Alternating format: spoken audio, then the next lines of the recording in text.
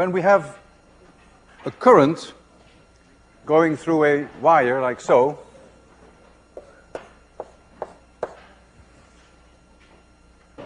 and we look at the magnetic field in the vicinity of this wire, then we know from experiment that if you put pieces of magnetite around the wire, that they line up in a circle. Put it around like this. If that circle has a radius r, then the magnetic field, that's an experimental fact, is proportional with the current I, and it's inversely proportional with the radius of that circle. By convention, the direction of the magnetic field is given by the right-hand corkscrew. Rotate this way, the current goes up. You've seen before with electric charges, when you have a wire which is uniformly distributed, say with positive charge, you've also seen that electric fields in the vicinity of that straight wire falls off as 1 over r. Of course, the direction is different than the magnetic field, but it also falls off as 1 over r. And the reason is that electric monopoles, individual charges, the electric field falls off as 1 over r squared. And so when you integrate that out over a straight wire, you get the 1 over r field. So by analogy, it would be very plausible that if you took magnetic monopoles, that the magnetic field would also fall off as 1 over r squared. But magnetic monopoles, as far as we know, don't exist. In principle, they could exist, but we've never seen one. And if any one of you ever find one, that would certainly be a Nobel Prize. It's by no means impossible. And so the simple fact that the magnetic field around a current wire falls off as 1 over r sort of suggests that if you carve this wire up in little elements dl, that each one of those elements contributes to the magnetic field in an inverse r square law. And by integrating out over the whole wire, you then get the 1 over r field. And this is behind the idea of the formalism by Biot and Savart, who introduced the idea that if you have a little current element, dl, and the current is in this direction, and you want to know what the magnetic field is, it's a small contribution dB to that little current element, and the distance is r, and the unit vector from the element dl to the point where you want to know the magnetic field is r roof, then the idea is that dB, it's a little bit of magnetic field. In this case, it would be in the blackboard because of the right-hand corkscrew rule. Current is in this direction, so this little element would contribute to a magnetic field in this direction, perpendicular to the blackboard. It's some constant, proportional to the current, no doubt, and then it's proportional to the length of that little element dl. If it's longer, then magnetic field is larger. And in order to get the direction right, perpendicular to the blackboard, you take the cross product with the unit vector r. The unit vector r has length 1, so you only do that in order to get the direction right. And then inversely proportional to r squared. That's, of course, key. And this is the formalism by Biot-Savart. And you can do experiments and measure the magnetic field in the vicinity of wires, and this formalism works. So you then calculate the individual contributions of all these little elements dl, and then you do an integration, and this formalism works. You can then also measure what C is. In SI units, C is 10 to the minus 7, but we write for C something quite peculiar. We write for C mu 0 divided by 4 pi. And we call this mu 0 the permeability of free space You've seen earlier with Coulomb's law that this constant 9 times 10 to the 9th, we call that 1 over 4 pi epsilon 0, what is in the name. And so here we call this mu 0 divided by 4 pi.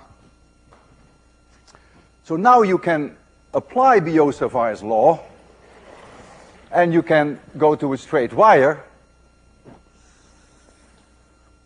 and you have a current I, and suppose you want to know what the magnetic field at that location P is at a distance capital R. And so what you now have to do is you carve this up in an infinite number of small elements dl, and this distance is r, and the unit vector is then like so, and you calculate the small amount of magnetic field due to this little element, and you integrate this over the whole wire. It's mathematics. You've done it. You've done it before, where we had uniformly electric charge on the wire. So I'm not going to do this again for you. It's a very straightforward piece of mathematics. The magnetic field, by the way, in this case would come out of the blackboard because of the right-hand corkscrew rule. And what you find when you do this, you will find that B equals mu 0 times I divided by 2 pi r. This being r, and so you indeed see that the inverse 1 over r comes out. And so if you, for instance, take a radius of 0.1 meters, 10 centimeters, and you have a current through the wire of about 100 amperes, then you would end up with a B field, if you use this equation, 2 times 10 to the minus 4 Tesla. That is about 2 Gauss. 100 amperes, a 10 centimeter distance, is only 2 Gauss. Think about it, the Earth's magnetic field is half a Gauss. So if you go 1 meter away from the wire, so you have a magnetic field which is 10 times lower, but look, it goes with 1 over r, then the magnetic field of the Earth already dominates substantially.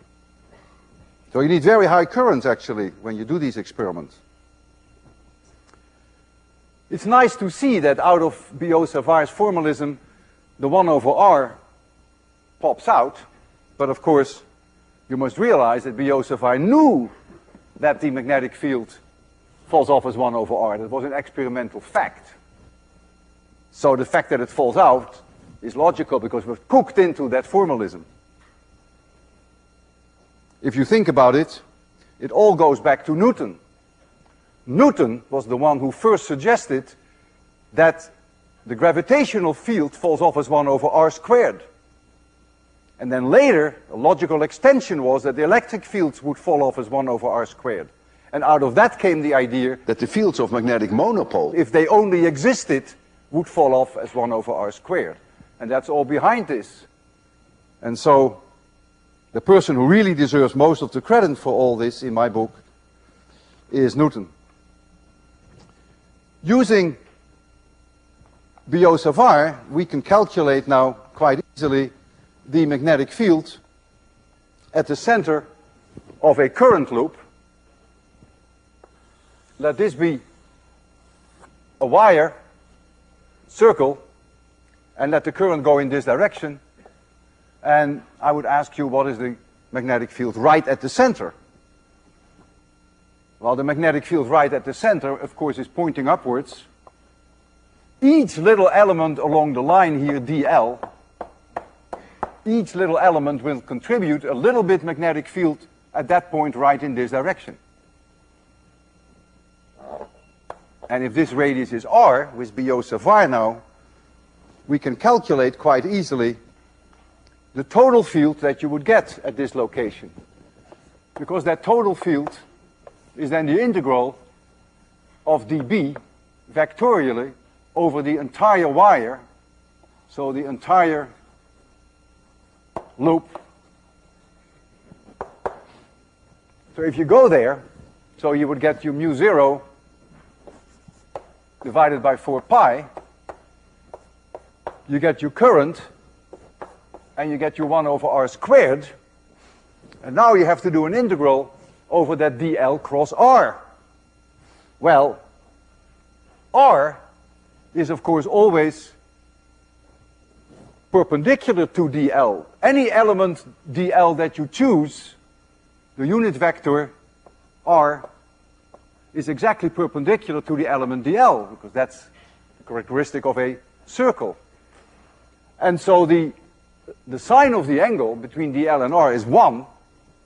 And so all we have to do is do an integral over dl, which is the integral of this circle, which is the circumference of the circle, and that is 2 pi r. And so now you find, you lose a pi, you lose an r, so you find mu 0 times I divided by 2r.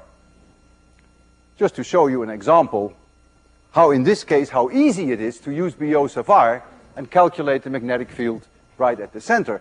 If you were asked what the magnetic field was here or there, that would be also relatively easy. You've done that. I've given you a problem earlier where we had point charges uniformly distributed on a wire, and I asked you what the electric field was here.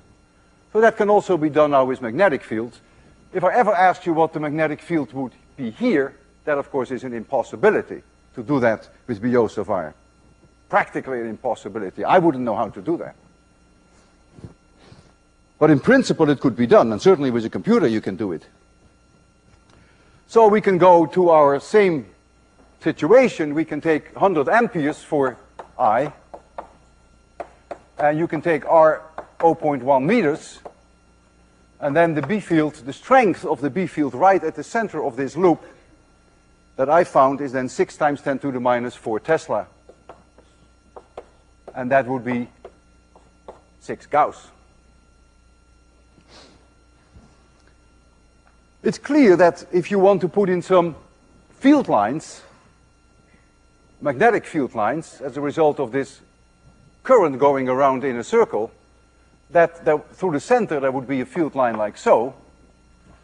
If you're very close to the wire here, which goes into the blackboard, I want you to see this three-dimensionally, then a magnetic field would go like this, clockwise. Here the current comes to you, so it would be counterclockwise. And if the magnetic field line is here like so, and here it is curled up, then clearly I expect them to be here, sort of like so, and like so, and like so. So this is the kind of magnetic field line configuration that I would expect then in the vicinity of such a current loop.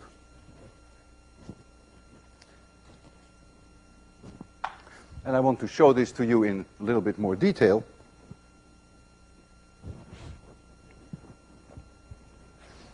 I have here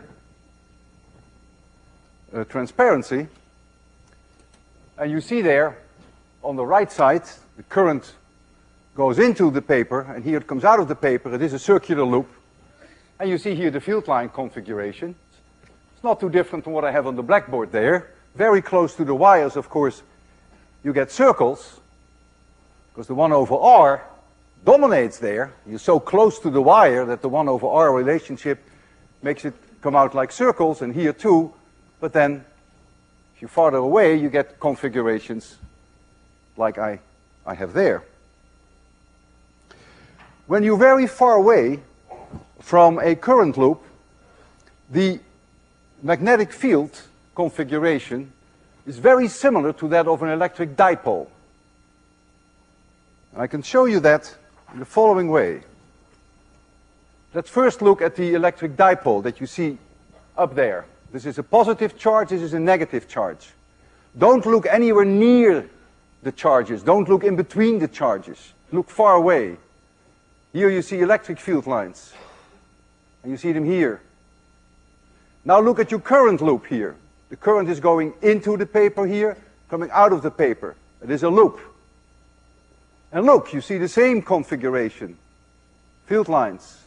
Field lines. This goes like so. This one goes like so. Here, the electric field lines coming in. Magnetic field lines are coming in.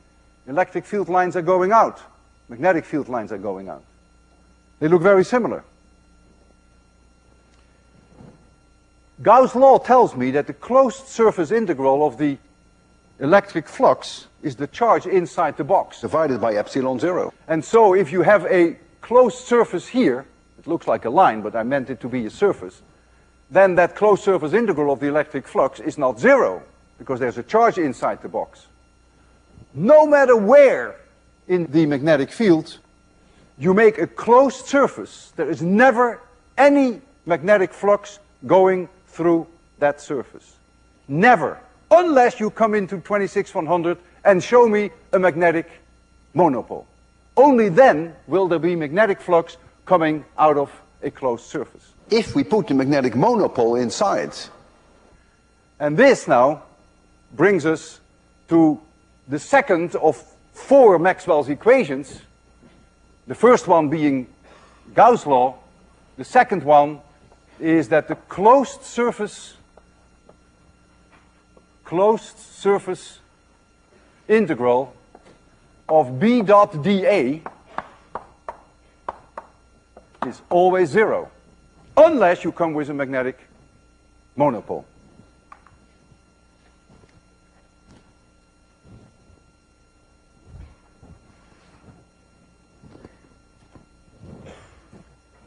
So we now have 2 of Maxwell's 4 equations in place. Historic day. I want to show you the magnetic field in the vicinity of a wire like this. I have to use a few hundred amperes through that wire. I told you why, because magnetic field falls off quite rapidly.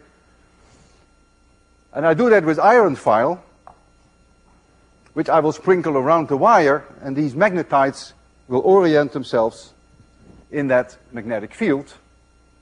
And then I will try to also make you see this field configuration by having one wire going into the paper and one coming out of the paper. So let's first look at the single current wire. It's coming towards you and it goes into, of course. It is a wire that goes like this, and the reason why you see it here is, of course, we have to get the current in somehow. But it really is a wire like this. And this platform I'm going to show you. So I'm going to put some iron file around this. These are magnetites, and when they see a magnetic field, they will try to orient themselves in the direction of the magnetic field. So you're going to see these circles. But appreciate the fact that you need huge currents for this. Hundreds of amperes we do. That's why we have a car battery here. Remember, that was capable of delivering many hundreds of amperes. So I close the current now. I tap, and you can see the circular configuration. I hope you can see that. Looks like circles. I want to do the same now, which is a little bit more exciting perhaps, with one wire going into the plane and the other one coming out. Even though it's not a circle, the idea is that you get a field configuration very much like you see there. Oh, it's already hot. These cables are already hot. They don't like the few hundred amperes. Okay, let's do it this way. So you're going to see a field configuration similar to what I have on the blackboard, similar to what you have here. Oh no, not this one. Similar to this. Yeah, actually it was also the one I had, but this is a nicer way to look at it. So we have one wire going in and one wire coming out of the plane. All right, so let's first put some iron file on.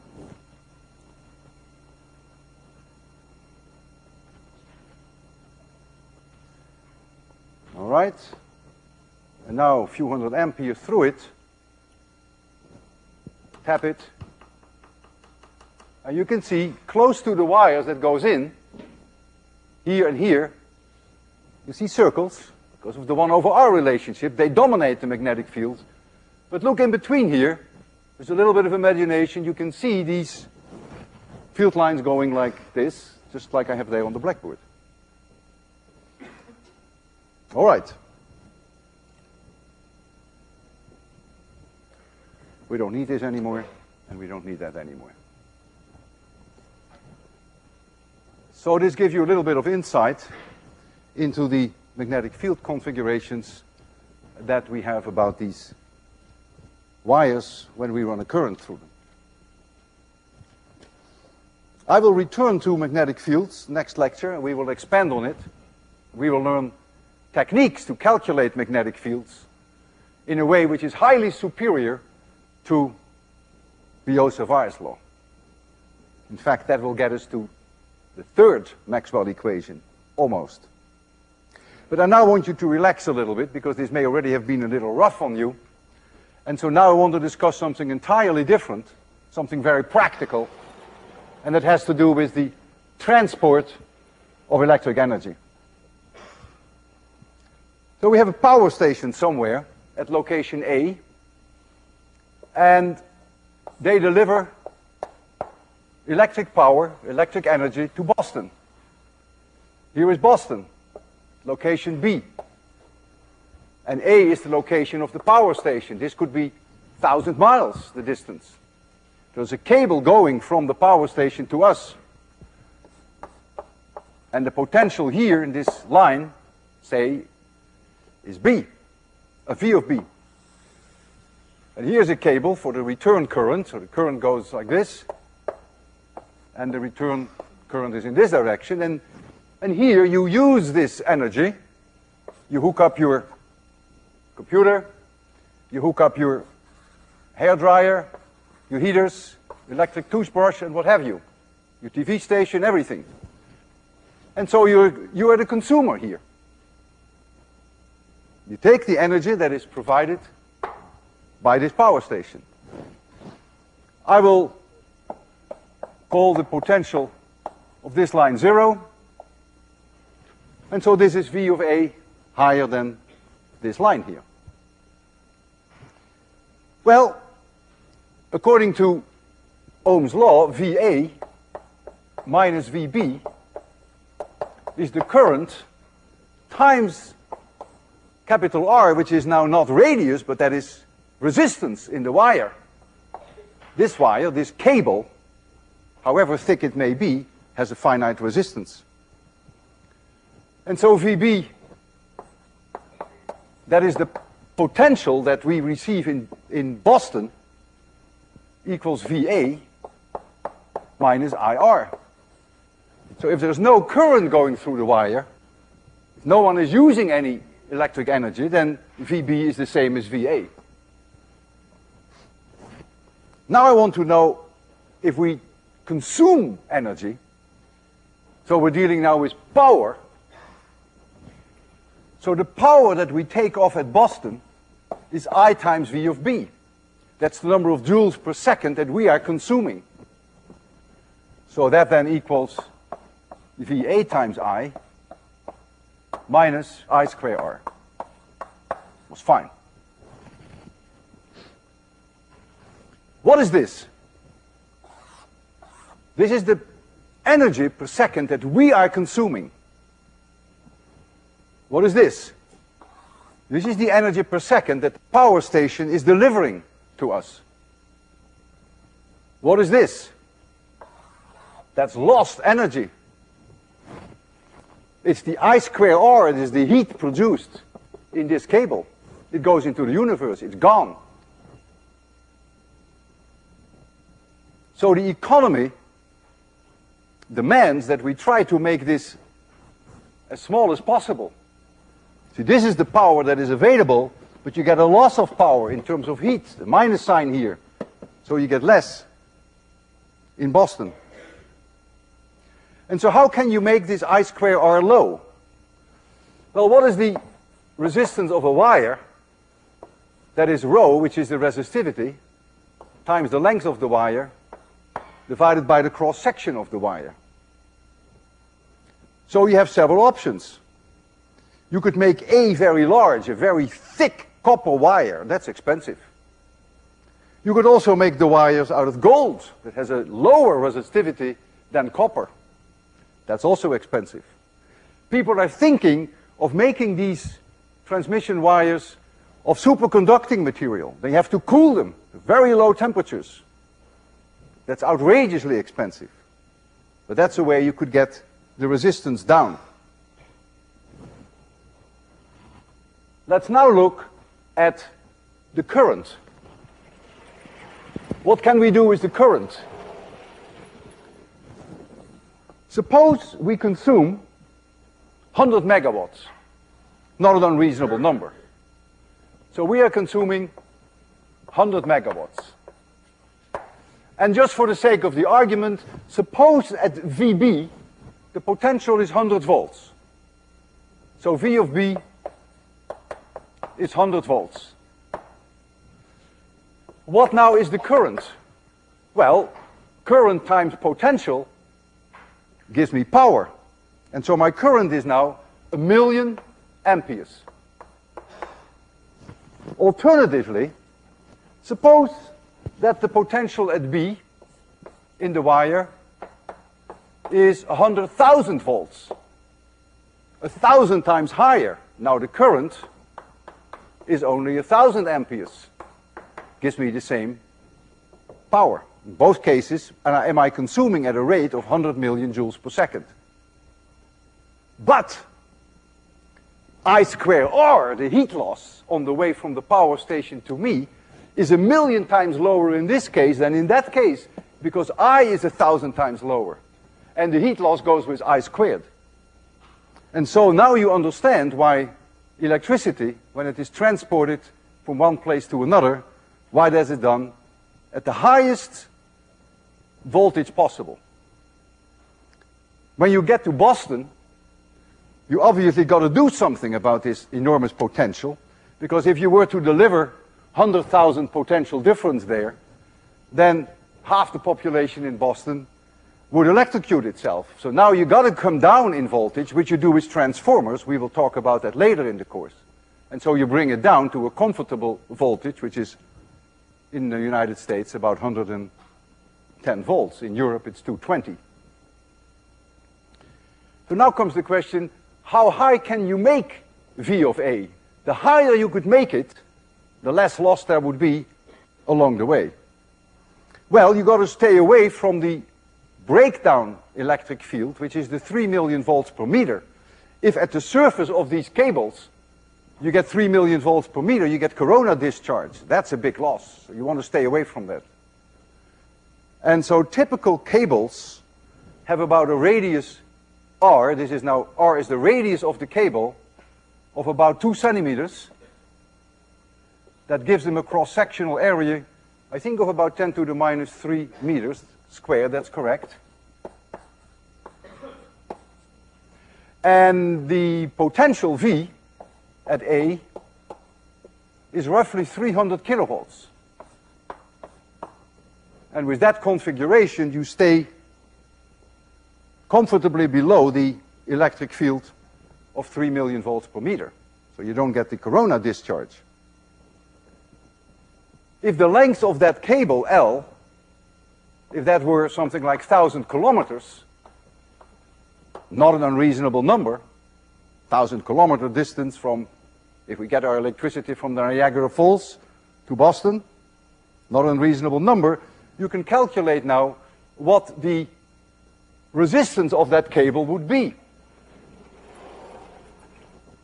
Because that resistance R equals rho times L divided by A. If you take copper, that has a resistivity of 2 times 10 to the minus 8 SI units. We have a length of 10 to the 6 meters of the cable, and we have a cross-sectional area of 10 to the minus 3 square meters, so that 1,000-kilometer cable would only have a resistance of 20 ohms.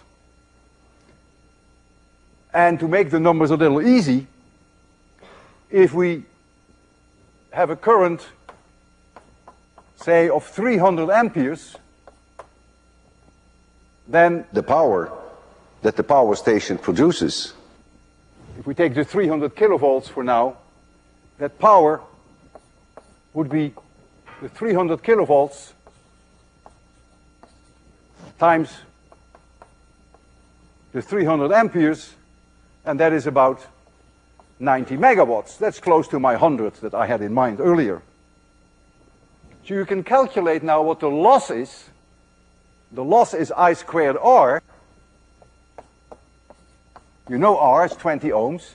You know I is 300 amperes. And so you'll find now that you have about 2 megawatt loss. That's not bad. 2 out of 90. So you have about 2% energy loss in transportation. You can also calculate now what the difference is in potential between the power station and Boston. VA minus VB is IR. You know that I is 300 amperes, and you know that R is 20 ohms. So VA minus VB is about 6 kilovolts. In other words, if the power station puts it on the line at 300 kilovolts, then you would get it here with only 6 kilovolts less. So it's not a very unreasonable situation.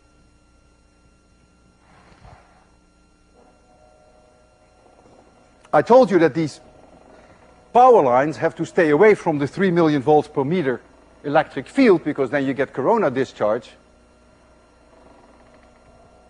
And when there is thunderstorms in the area, it can actually push up the electric field on the wire, and you can get corona discharge. I have seen that several times. Not only seen it at night with my naked eyes, that you see the power lines glow, but I've also heard it, because you can hear this cracking noise of corona discharge. It's very fascinating, actually. I have a slide here which shows that. So here you see a high voltage power line, transmission line, and you clearly see the glowing of the corona discharge. They compare that with what's called the Roma's kite string. Kite strings at night, when you fly them near thunderstorms, can also produce corona discharge and light. That's why they're called Roma's kite string candles. Benjamin Franklin did quite a bit of experiments at night with kites near thunderstorms. Dangerous business, by the way. So you see that these high voltage power lines can go into a corona discharge.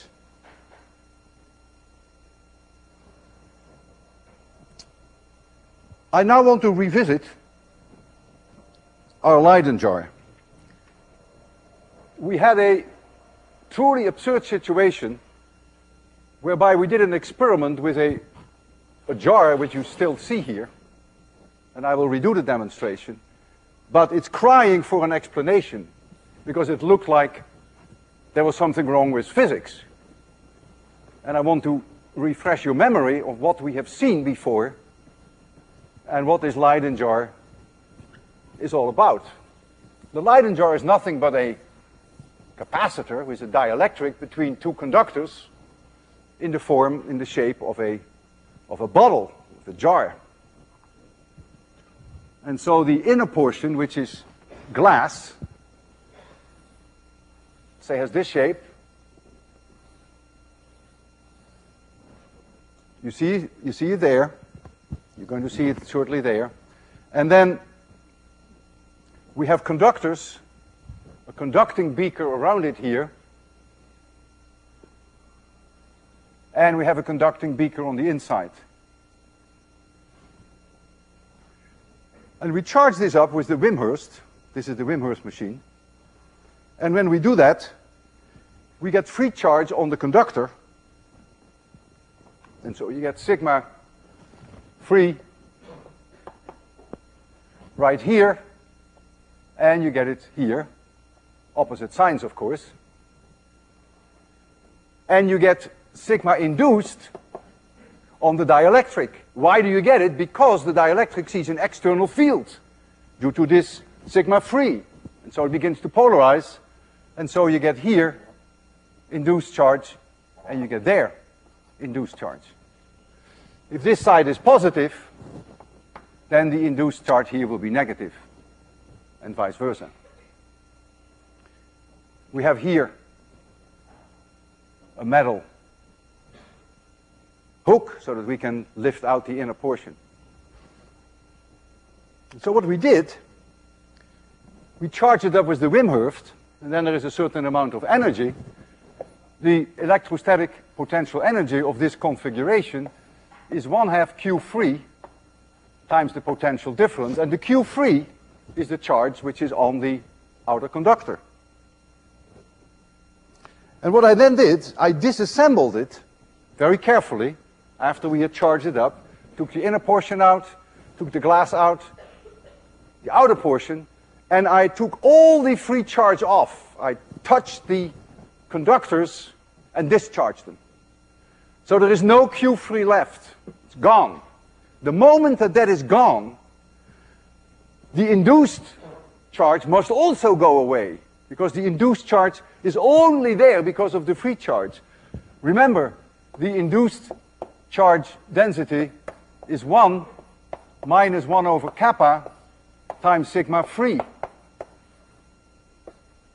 So if glass has a kappa of 5, then the induced surface charge density is about 0.8 times the free surface charge density. The moment that the free one goes, the induced one goes. And then I assembled it again, and much to our surprise, when I shored out the inner portion with the outer portion, we saw a huge spark. That means there was energy left. And that is very puzzling. There cannot be any energy left unless there's something wrong with physics. So I first want to show that again to remind you of what you have seen before, and then I will make a proposal for an explanation. Let me check my light configuration. Oh, we're going to make it all dark. I can charge it up while you're seeing it, actually. Yeah.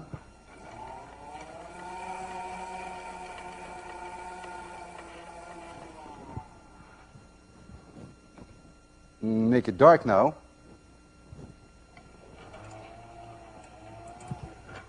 And now I will disassemble it.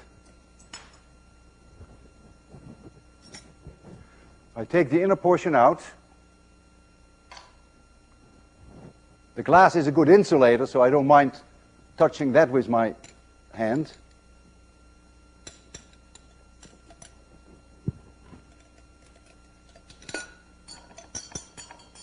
Okay. And so now I take the inner conductor, touch it, lick it, kiss it, take all the charge off. There it is. Do the same with the outer conductor. Have it in my hand. For sure, there is no Q free left anymore, on that anymore. I put the glass back in again,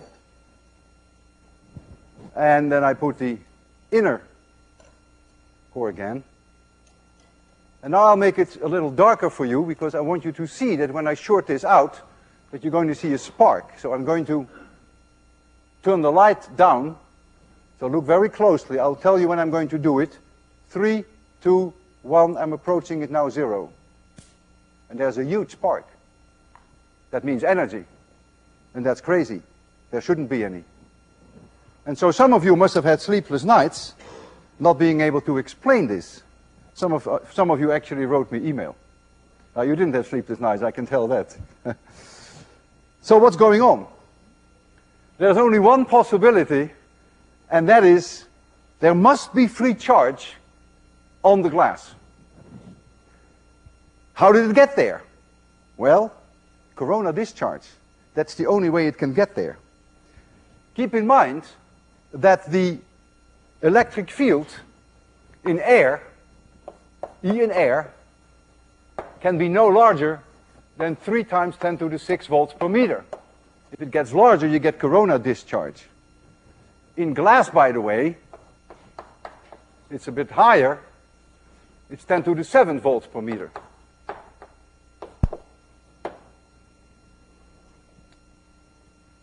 I will now make some calculations based on certain assumptions. And those assumptions may not be exactly accurate, because I don't know the exact dimensions of this system. But the exact dimensions don't matter. What matters is the idea behind it. Why it does such crazy things. So first of all, I will assume that this capacitor is just two parallel plane plates. That's a simplifying situation because it has the shape of a bottle. I will assume that the Wimshurst produces about 30 kilovolts. I know that it's approximately right, but it may be 25. It may be 35. I will assume that the air gap between the outer conductor and the glass is 1 millimeter, that both are 1 millimeter. And I will assume that the glass thickness is 3 millimeters, and I take kappa equals 5 for the glass. So that is the basis of my calculations. So now I have here the conductor on the outside. This is the glass, and this is the conductor on the inside. So this is 1 millimeter thick, this is 3 millimeter thick, and this is 1 millimeter thick. And the potential difference over the whole thing is going to be 30 kilovolts. But I know that the potential difference is always E times D. That holds for this gap, the local E times this D, the local E times this D, and the local E times that D. I also know that E glass is the same as E in the air divided by that kappa, which is 5. And I know that the total potential difference between here and here must be 30,000 volts. And so this allows me now to calculate, in a very straightforward way, the electric field here in the air, the electric field here in the air, and the electric field in the glass, because I get a simple equation with one unknown. And that's the following. I first go over this gap, and so I get E in the air times that distance, D, which is 1 millimeter. But of course, later on, I have to go through this gap again, so I'll multiply it by 2 now. And now I have to add the electric field in the glass, which is the same as air divided by 5, times its distance, which is 3 millimeter. And that must now be 30,000, because that's the potential difference between here and there. That's one equation with one unknown. And I can calculate the electric field in the air gap. And the electric field in the air gap turns out to be 11.5 times 10 to the 6 volts per meter. It's here the same, of course, 11.5 times 10 to the 6. And here, it is 5 times smaller. So I find here 2.3 times 10 to the 6. To show you that I did my homework correctly, the potential difference here is now 11.5 kilovolts. I put it here in kilovolts. The potential difference here is now about 7 kilovolts. And the potential difference here is the same, is 11.5 kilovolts. And if you add them up, you get 30. If you look at this cannot be, because a field of 11.5 times 10 to the 6 is way above the breakdown electric field.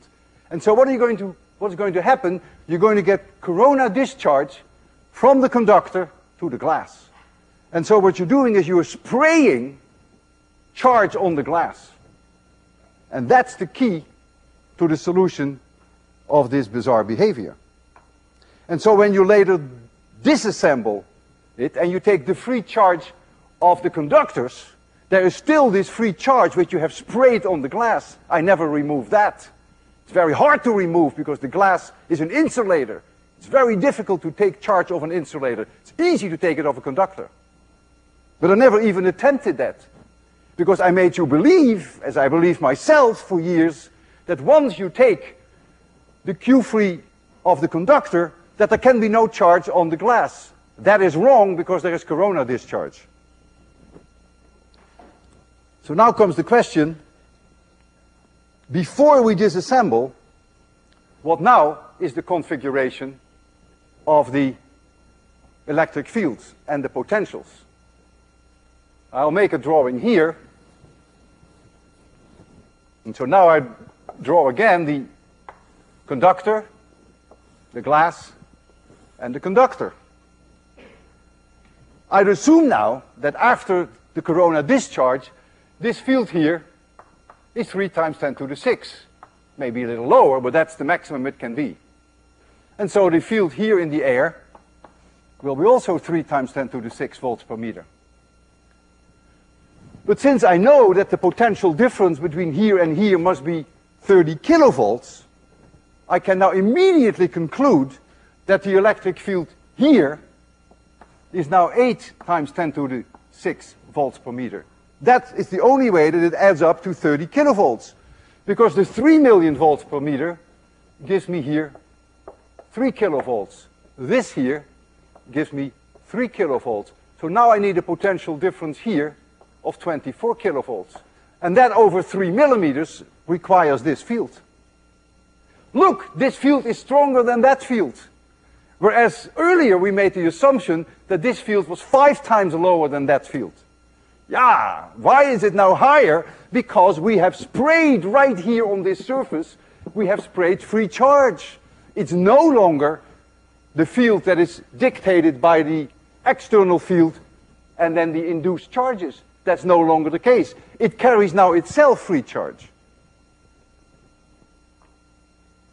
You now have all the tools, maybe not the courage, to calculate how much free charge there is right here on the glass to get this field. It's a very straightforward calculation. And you will find that there is 12 times more free charge here on the glass than there is here on the conductor. 12 times more.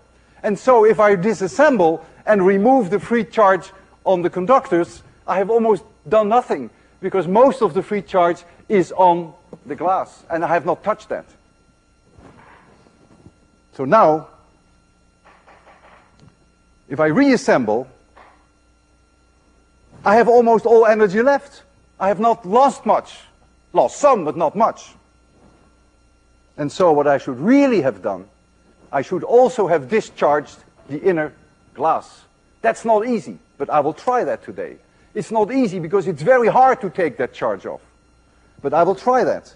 And then there shouldn't be much energy left if we reassemble it again and try to get a spark out. So I go through the same routine. I'm going to charge it up now.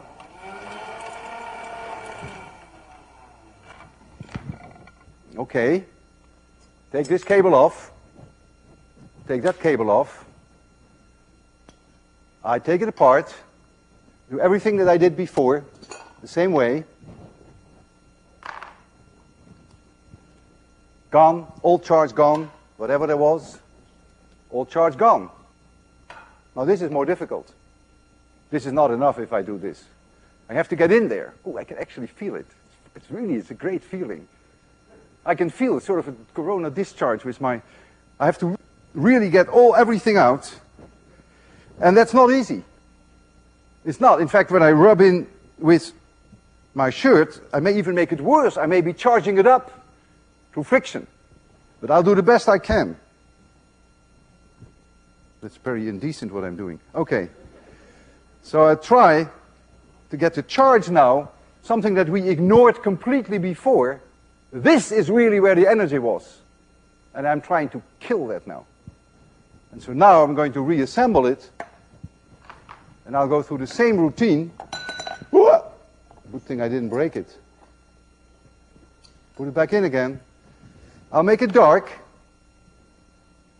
so that you can see whether perhaps there may be a little bit of spark if I didn't succeed to remove all the charges from the glass. So I'm going to short it out again. 3, 2, 1, 0. And I saw a teeny little spark. You may not even have seen it.